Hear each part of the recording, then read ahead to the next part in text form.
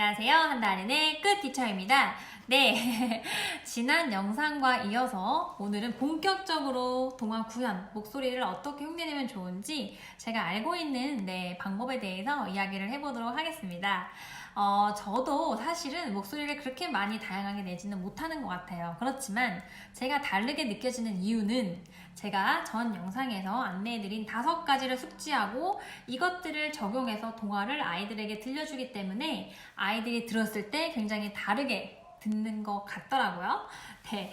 그리고 또 의견이 굉장히 분분해요. 어떤 분들은 목을 조여서 하는 건 목에 상처가 나고 성대에 무리가 가기 때문에 하지 않는 게 좋다 하는데, 우리가 몇 시간 동안 동화를 들려주는 게 아니에요. 사실은 아주 짧은 시간 동안 동화를 들려주기 때문에 저의 경우에는 목을 조이는 소리도 꽤 내는 편이에요. 자, 나이대별로 하는데요. 아이들은 사실 아이의 목소리 흉내내는 것을 가장 좋아하는 것 같아요. 제 생각에는. 왜냐면 선생님이 동화를 들려주고 있는데, 어른인데 엄마가 아빠가 동화를 들려주는데 갑자기 아이가 나오네?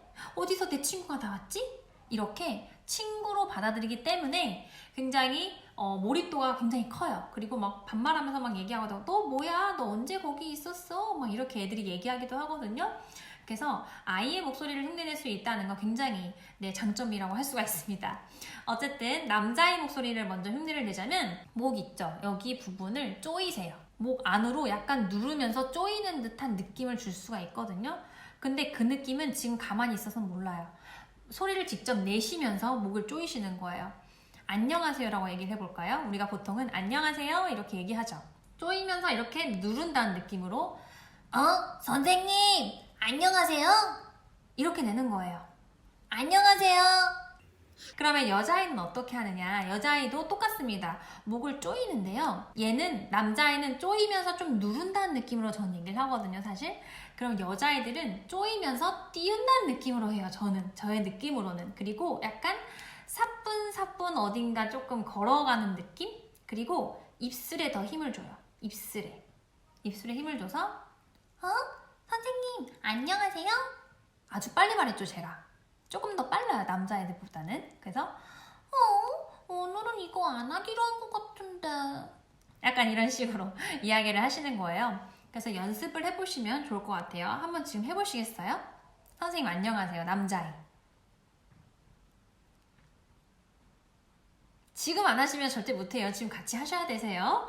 네, 그렇게 하시고 그 다음에 엄마로 넘어가겠습니다. 엄마. 엄마는 솔직히 여자분이시라면 그냥 그 목소리 그냥 내셔도 되시는데, 그러면 해설하고 조금 혼돈이 될 수가 있어요. 그렇기 때문에 엄마의 감정을 더 많이 실어서 이야기를 하시고, 저 같은 경우에는 조금 더 따뜻하게 이야기를 한번 해보려고 조금, 그리고 또 콧소리를 약간은 집어넣어요. 엄마인 경우엔 저는. 그래서 이야기를 하는데요.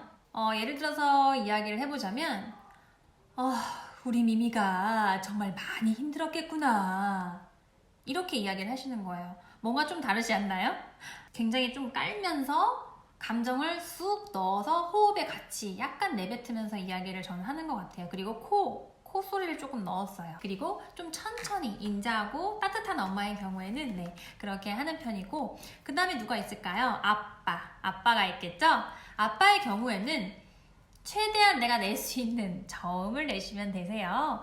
그런데 저도 조금 높은 톤으로 지금은 얘기하고 있는데, 저음의 경우에는 내리는 거예요. 계속 내리세요. 잘 안 되는 경우는 여기 턱을 2, 3중 턱을 만들어 보세요. 이렇게 눌러가지고, 어허, 아빠가 왔어요. 얘들아, 아빠 왔단다. 이렇게 얘기하시면 되는데, 안 되시면 턱을 누르시고, 되시면 턱을 누르실 필요는 없어요, 사실은. 어떡해. 아빠가 회사에 많이 늦은 것 같네. 어서 가봐야 되겠어. 누르세요. 쪼이고 누른다는 느낌으로 최대한 저음을 내보시면 됩니다. 네, 그렇게 하시면 되시고, 그 다음에 많이 힘들어 하시는 게 할아버지 할머니를 굉장히 많이 힘들어 하세요. 그런데 저 같은 경우에도 이제 할아버지 잘 못해요. 잘 못하는데, 할아버지는 이 하관이 좀 중요한 것 같아요. 이 하관을 하 하고 벌리세요. 하 하면서 흥 할 때 소리 있죠. 흥 할 때 그 흥 소리로 할아버지의 대사를 치시는 거예요. 그렇기 때문에 호랑이 캐릭터 또는 할아버지 캐릭터 이럴 때 이 할아버지 목소리를 내시면 좋은데, 허허허 어흥 얘들아 할아버지 왔어요. 이렇게 계속 제가 입을 많이 벌리고 있어요. 할아버지 캐릭터는 하면서 호흡을 내뱉으면서 이야기를 하시면 캐릭터가 훨씬 쉬워요. 아이고 우리 손자 왔구나. 그리고 제가 지금 어투가 좀 다르게 하고 있죠. 보면은 그게 꽤 플러스가 되는 걸 느끼고 계실 거예요. 그 다음에 할머니도 똑같이 하면 될까요? 얘들아 할머니 할 수도 있어요. 그런데 조금 더 할머니처럼 하려면 저는 할머니는 그렇게까지 허스키하게 하진 않아요. 사실 할머니들은 대부분 허스키하기보다는 양처럼 많이 떨어요. 이렇게 떨거든요. 그래서 그 떠는 거를 할머니는 굉장히 많이 내는 게 저는 포인트인 것 같아요. 널 기다리고 있었단다. 이렇게 제가 그 안에서 계속 떨고 있죠. 그런데 할머니도 입을 많이 벌리고 호흡을 많이 뱉어요. 그런데 여성의 음성으로 얘기를 하는 거예요. 아이고 우리 손자 왔구나. 그런데 제가 조금 더 잘할 수 있는 방법 알려드릴까요? 조금 못생겨 보이거든요, 사실 이거는. 그런데 입술이 있죠? 입술을 교차하세요, 이렇게. 그러면 훨씬 더 소리가 할머니가 잘 나요. 제가 해볼게요. 똑같은 거 해볼게요. 널 기다리고 있었단다. 이거랑 널 기다리고 있었단다. 조금 더 발음이 다르죠? 그리고 여러 동화 속에는 할머니들 중에서 또는 마귀 할멈 또는 못된 할머니, 요술 할머니 막 이런 할머니들 많이 나오거든요. 그때는 반드시 입술을 교차를 시켜야 되세요. 선생님들 보세요. 이렇게. 인자한 할머니는 아이고 우리 손자 왔구나. 이 할미 좀 안아주렴. 이렇게 얘기해도 돼요. 그런데 못된 할머니의 경우에는 입술을 꼬으셔야 돼요. 이렇게 교차시켜서 아니 저기 보이는 저 꼬맹이는 도대체 누구단 말이야. 발음이 다르게 나오죠? 이게 입술 모양이 달라지면 발성이 다르기 때문에 굉장히 다르게 계속 나오고 있어요. 그런데 그 우리가 특유의 생각하는 그 못되고 마귀 할머니의 모습 있죠? 그분들도 보면 입이 삐뚤어졌어요. 그렇기 때문에 우리도 입을 삐뚤어줘야 되는 거예요. 그랬을 때 굉장히 다르게 나오고 소리 마소리 야 이렇게 하면 굉장히 그 비슷한 캐릭터를 흉내내실 수 있을 거예요. 일단 제가 안내드린 이런 부분을 연습을 하시고 그 다음에는 캐릭터에 맞게 빠르기 조절, 강약 조절 제가 말했던 5가지를 적용하시면 되실 거예요. 그런데 선생님들이 굉장히 간과하는 부분이 있어요. 뭐냐? 바로 해설입니다. 해설. 저는 해설이 정말 중요하다고 생각을 해요. 해설이 역할을 잘해줘야 되는데 해설은 어쩔 때는 감정을 빼야 하고 어쩔 때는 감정을 넣는데 감정을 너무 많이 넣진 않아요. 저는 해설을 할 때 약간만 넣고 바로 앞에 일어날 일이 정말 긴급한 상황이다. 이렇게 했을 때에는 빠르게 해설을 읽기도 합니다. 그리고 해설은 명확한 발음으로 이야기를 하시고 해설을 할 때에도 강약도 같이 주시고 빠르기 그리고 또 이렇게 중간에 끊는 거 있죠. 내가 강조할 부분에서는 강조할 부분 앞에서 한번 쉬고 그 다음 걸 이야기를 하시면 뒷부분이 굉장히 강조되는 경향이 있어요. 그래서 저는 그런 거를 좀 많이 쓰는 편이거든요, 사실. 근데 이게 굉장히 효과적이고 아이들이 탁 집중해서 잘 들어요. 네, 그렇다면 제가 이제 이야기해 드린 그 캐릭터가 조금 다양하게 나와 있는 동화가 있어요. 뭘까요? 바로 무지개 물고기라는 동화인데요. 이 동화에는 꽤 여러 가지의 비중이 있는 캐릭터들이 나와요. 하지만 어렵진 않아요. 왜냐면 내가 꼭 들려줘야 될 캐릭터 무지개 물고기 그리고 파란 꼬마 물고기 뭐 친구들이 나오기는 해요. 얘는 조금씩 다른 목소리 뭐 빠르기나 그런 거로 내주면 되고 그 다음에 문어 할머니 이런 식으로 비중이 있는 사람 불가사리 아저씨 요 정도 나오기 때문에 한 4명 5명 정도만 이렇게 목소리를 흉내낼 수 있다면 굉장히 아이들이 집중해서 잘 들을 수가 있어요. 제가 부분을 읽어드릴게요. 여기 부분 한번 읽어볼게요. 어느 날 파란 꼬마 물고기가 무지개 물고기를 뒤따라왔어요. 파란 꼬마 물고기는 무지개 물고기를 불러세웠죠. 무지개 물고기야, 무지개 물고기야. 잠깐만 기다려봐. 또 반짝이 비늘이 진짜 많구나. 너무 아름다워. 나한테 혹시 딱 한 개만 줄 수 있어? 네 반짝이 비닐을 진짜 멋있다. 제발. 그런데 무지개 물고기는 버럭 소리를 질렀어요. 내가 가장 아끼는 건데 달라고? 네가 뭔데 그래? 저리 비켜. 파란 꼬마 물고기는 깜짝 놀라서 도망가 버렸어요. 그 다음에 이쪽 조금 아래쪽에 한번 읽어볼게요. 어느 날 무지개 물고기는 불가사리 아저씨에게 고민을 털어놓았어요. 불가사리 아저씨, 나는 정말 예쁘잖아요. 그런데 왜 아무도 나를 좋아해주지 않는 걸까요?